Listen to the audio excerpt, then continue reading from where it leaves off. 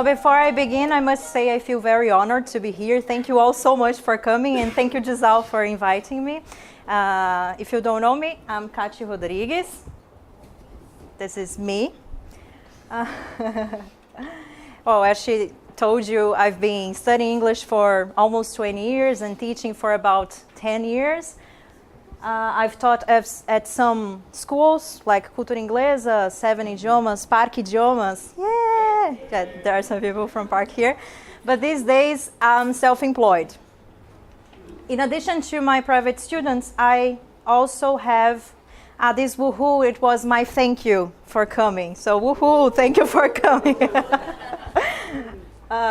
So in addition to my private students, I also have a YouTube channel where I give some English tips.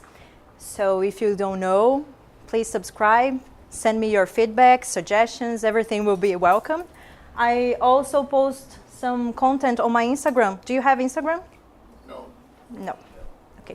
But you can check mine and see some tips there. All right. So as a kid, my dream was to speak English so that I could be that voice at the airport that says, next flight to New York, departures from gate 26. So that was my dream. This is why I started studying English. Jokes aside, very early I started to understand what techniques worked and what didn't work for me, at least during my learning process. And I'm still trying to figure out what works and what doesn't work for each of my students, because we are all different.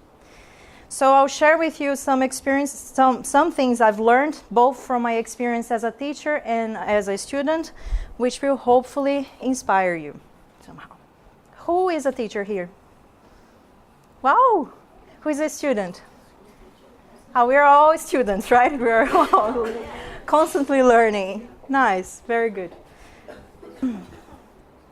So let's get the ball rolling. Today I'll talk about learning a little bit of anxiety, self-esteem, multiple intelligence, and I saw some of you were already doing the test, and we'll talk about this. And I'll show you what activities you can use depending on the way you learn. And the good learner strategies, some characteristics of a good learner that maybe you want to encourage your students to adopt. So what is learning and why do you learn? Why do we learn? It's a question. Are you with me? Okay, you can tell the person next to you first. What is learning and why do we learn? Can you tell the person next to you?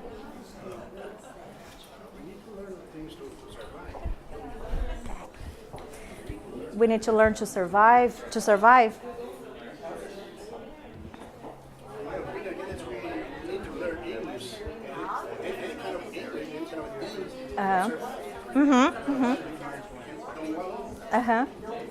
Great. Very good. Alzheimer's. Good. Hello. Welcome.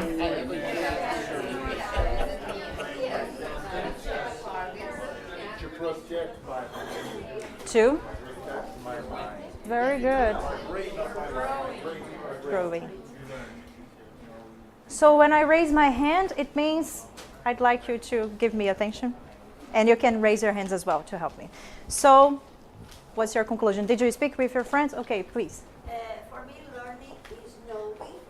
Knowing is understanding. Understanding is respect. Wow, amazing. Beautiful. I like that. Yes. Awesome. Anybody else? Thank you. Anybody else? No volunteers?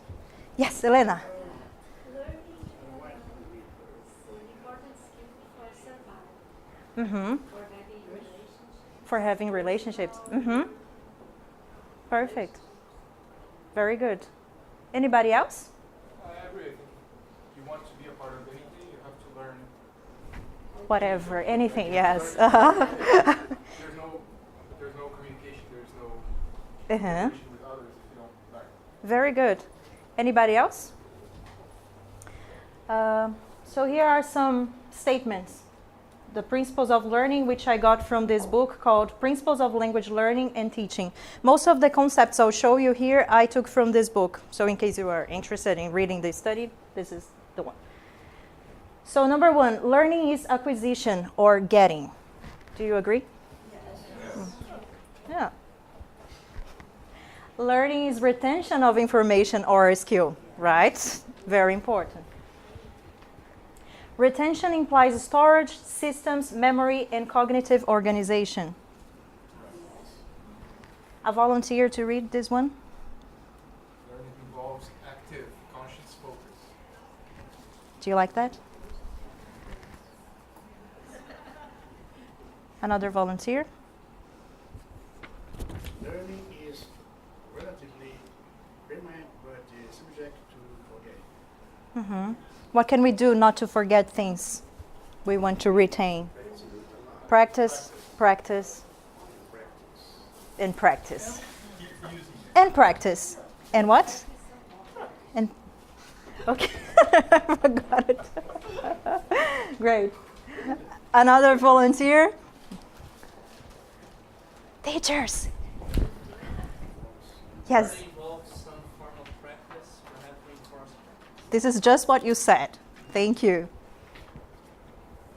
This is my favorite. Can you read? Together.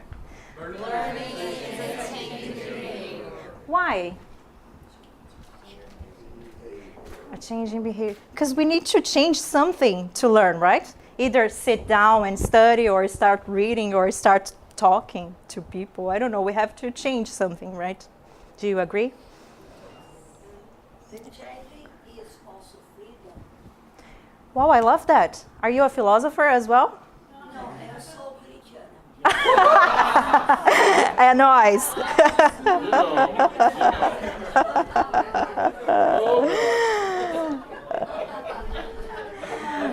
Very good. Kathy, Yes. I read an article that the person who wrote this said that learning is something completely different of acquiring. I don't know, it's not my opinion. But he said the acquiring is the first option. Is mention acquiring. Learning is something, acquiring is another one. Is that his opinion? I think it's a mix. No, what's your opinion? I think it's we I have don't to know for acquire. sure. I agree with both sides. Me too. But we can have coffee after to talk about this. This would superficial. Yes, we internalize, right? The things when we learn something, it's in our body. I don't know. This is my feeling. It's harder to forget once you learn. Yes, exactly. When you learn, when you learn alone.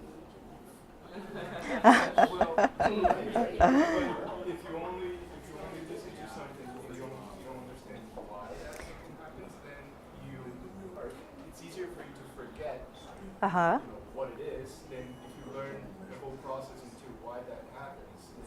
Then you have more meaning to it. Very good.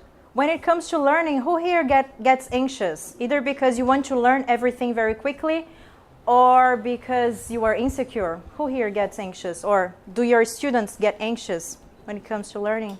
Yes. Yeah, more or less? No?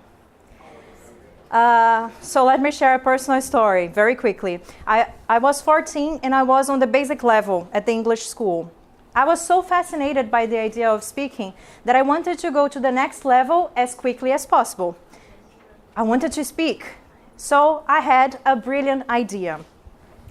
I was going to do all the exercises in this book so that I could go to the next level. Instead of 6 months, I would go in a month, in my mind, of course. Guess what happened? Oops, sorry. Of course, I didn't go to the next level because, one, doing grammar books, doing grammar exercises won't make you fluent. And number two, everything takes time. So if you plant something today, it won't grow overnight. So we have to, as learners, we have to learn how to be patient. Are your students impatient? Do they want to?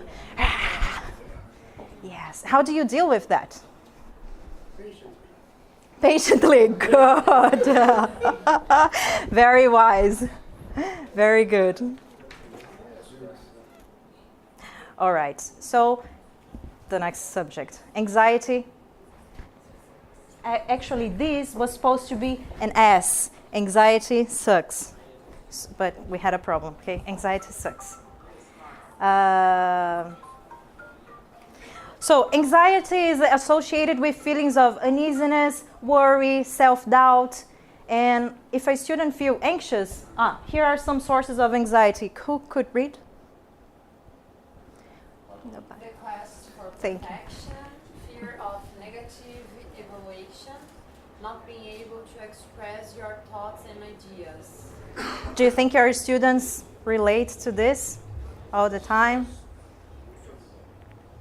Yeah. No? No or yes? Yeah. Okay. So anxiety is associated with bad feelings, self-doubt. It's terrible. So, oops. And studies show that foreign language anxiety can have a negative effect on the language learning process. So it's something we should consider. But what can we do about it? How to handle this problem? Helena. Yes.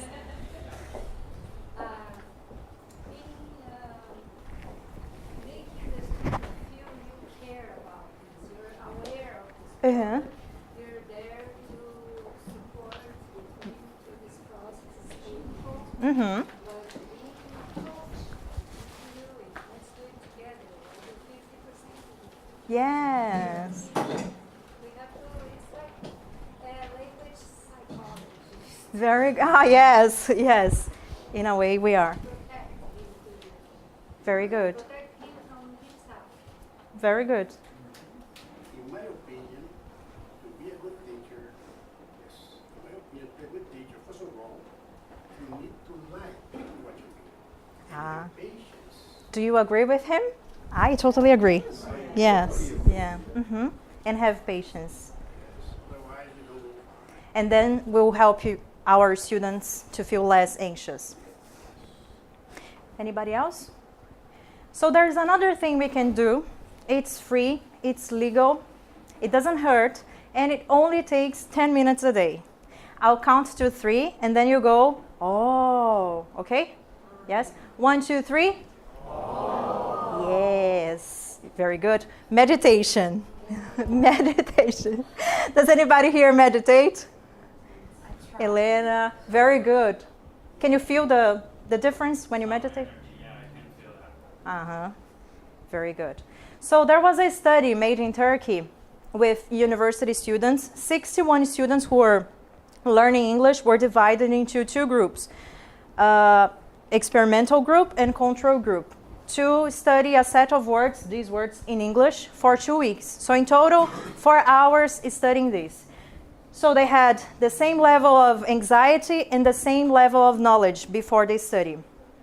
The only difference was that the experimental group did a 10-minute meditation before the teaching phase.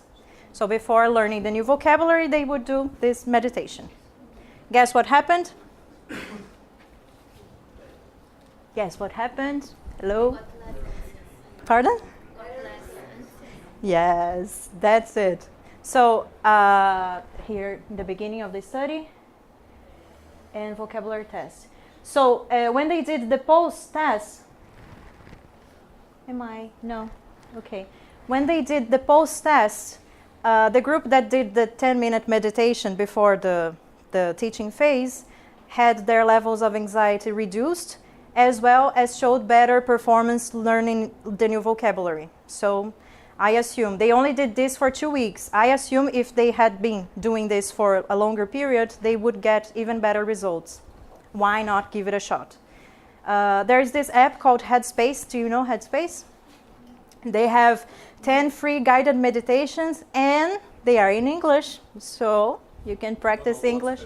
Headspace is an app you can download, it's free, and they have free guided meditations. Well, they have 10 free guided meditations. If you want more, you need to pay, but at least there are 10, and they are in English, so it's something we could use in class. Have you tried using meditation in class, in English? You try? Breathing. Breathing. Very good. Stop and pay attention. They are breathing Uh-huh. correctly Very good. Before the test. Before the test, yes, they usually get really anxious. Anybody else? No. Okay, so let's move on to self-esteem. Self-esteem. Ow. Do your students have low self-esteem, or is their self-esteem good? So. Some. Self-esteem is one of the central drives in human beings. It can be a determining influence on a person's life for good or bad. So this is why we should think about it. Hold on. A volunteer could read this part. Can you read aloud? Volunteer? No volunteer? Nicholas Chambers. Self-esteem can be thought of one's attitude towards oneself. Our attitude can be defined in three categories. Affective, feelings about something. Behavioral, how we behave regarding it. And cognitive, our beliefs about something. So a student with low self-esteem thinks he's not able to learn, and is usually... Why are you laughing about? Sorry. Look at his face. No. He was red. For me, it's harder to read. Ah, okay. The yellow. Ah, the yellow. I'm so sorry, guys. So, affective, behavioral, cognitive. Does it? Yes? So a student with low self-esteem thinks he's not able to learn, and it's usually not responsive to the language itself or to the communicative act. So, how can we deal with this? Any suggestions? Elena. Elena is gonna win a prize today. I thought I was in charge of a workshop about that last week. Ah, very good. What a coincidence. What you can do is go where the student is, so the simpler the better. Make them have positive experiences with the language, Mm-hmm. even if it's a simple one. Uh-huh. You can say, answer to simple interview, what's your name, Mm-hmm. word, Mm-hmm. make him feel good about proof that we can communicate, and then go from that. Very good. Go where they are. Very nice. I brought an example that will exemplify what you're saying. Scaffolding process. Mm-hmm. Do you agree with her? Have you had any experience, similar experience? No. You're okay. So low self-esteem creates a disadvantaged learning situation, makes the learning experience unpleasant, less motivating, and less effective. So how to deal with this? How to handle this? Elena suggested start at where they are. One way is to reframe it. For example, asking students to visualize themselves speaking the language or doing whatever it is that they are afraid of, like speaking English with their bosses or something like this. Have you done this before? I did this a lot when I was learning English, and when I was learning how to swim. I would imagine myself swimming, and then after a while, of course, practicing, I started to swim. Have you tried this before? No. Oh, this was from the book. I didn't invent this, so maybe it's not about magic. I think it works because I used it, so maybe it's worth trying. Because self-concept determines our behavior, and our behavior determines the outcomes. So we think, and then we behave in a way, and then we'll have the results. So we have to think about this. The second way, I will show another experience. I have a teenage student with really low self-esteem. She describes herself as dumb, and she thinks she's not able to learn or to do well at school. So she used to say bad things about herself. So the first thing I did was to discourage her from saying these things. Oh no, I can't, it's terrible, it's too difficult, la la la. This was the first thing. And then I found out there was one thing she felt really confident about, which was doing videos for Musical.ly. Have you heard about Musical.ly, the app? So what does it have to do with learning English? Nothing. Pardon? she has confidence doing that. She has, I don't know how many thousands of followers. She really likes doing this. So I figured if I connected something she feels really confident about with the language, maybe she would feel more motivated. So we started singing songs to learn the content, and sometimes I would ask her to use her body just the way she uses. They do something like this with the cell phone. Not shadowing, really. I don't know the name of this movement, but... No, when you mentioned that she was talking the same time that the singer was singing. No, not this. For example, she studies in a very traditional schools and they have to learn grammar. But she wasn't able to memorize some concepts. So we started making some songs together. And it turns out she started to pay more attention in our lessons and started saying it was easier. And on her last test she took, she got 30 out of 40. And her mother told me it was her highest grade since 4th grade. So she actually got better because we started working with something she loves and feels confident about. So maybe it's worth it, finding out what your students really like and try to connect this. Do you think it's difficult to find out things like this? Elena? I had a student who didn't want to study, his mother wanted him to have classes. Mm-hmm. So he with a long face, Mm-hmm. he had an attitude, Mm-hmm. nothing that I presented was interesting. Then I talked about video games, and then we started talking. Ah, very good. The first thing interesting to him were weapons. Uh-huh. So I asked him to teach me all about weapons, Perfect. daggers, knives, all kinds of stuff. Next class, we were reading a critique and a new video game launching. So nice. Well, then we went Inspiring. on. I took a couple of lessons to find out. But Very good. Yeah, it's possible. Very good. Another way to reframe it is I'll show you a video of a social psychologist who did a study on how our body language can influence our emotions.